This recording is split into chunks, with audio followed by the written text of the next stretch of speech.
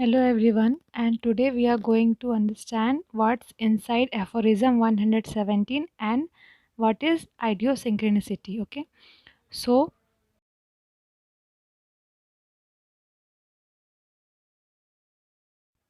the key points of aphorism 117 are: in this aphorism, basically idiosyncrasies has been defined, and it means ability to show hypersensitivity to any particular stimulus. That is, for patients, the stimulus is medicine. So basically idiosyncrasies एक hyper sensitivity reaction है किसी particular stimulus को लेके।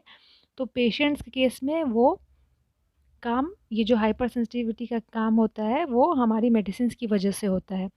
Idiosyncratic person is otherwise healthy means in general condition person is healthy, but when he she takes a particular medicine the reaction is unusual, and if physicians would address the unusual reaction and treat the patient, other possibility of the reaction would also got cured.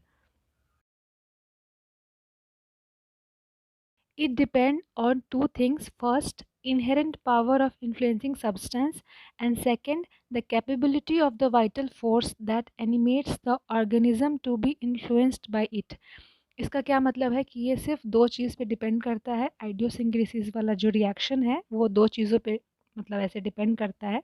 पहला तो ये कि जो stimulus आ रहा है उसका inherent power, मतलब उसके अंदर कुछ ऐसा है जो उस पर्टिकुलर ऑर्गेनिज्म में वो जो उसका हाइपर सेंसिटिविटी रिएक्शन जो है उसको वो ट्रिगर कर रहा है।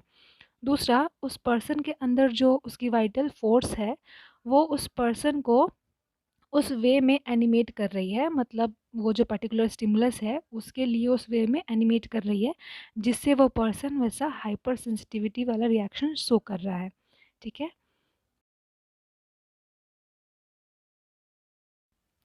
और साथ में ही जो वाइटल फोर्स उस ऑर्गेनिज्म के अंदर है वो भी उस पर्सन को उस पर्टिकुलर स्टिमुलस के लिए ससेप्टेबल बना रहा है, मतलब वो पर्सन उस चीज़ को रिसीव कर पा रहा है और उसका वाइटल फोर्स उस वे में उस पर्सन से रिएक्ट करवा रहा है। तो बस यही है एफोरिज्म 117 में।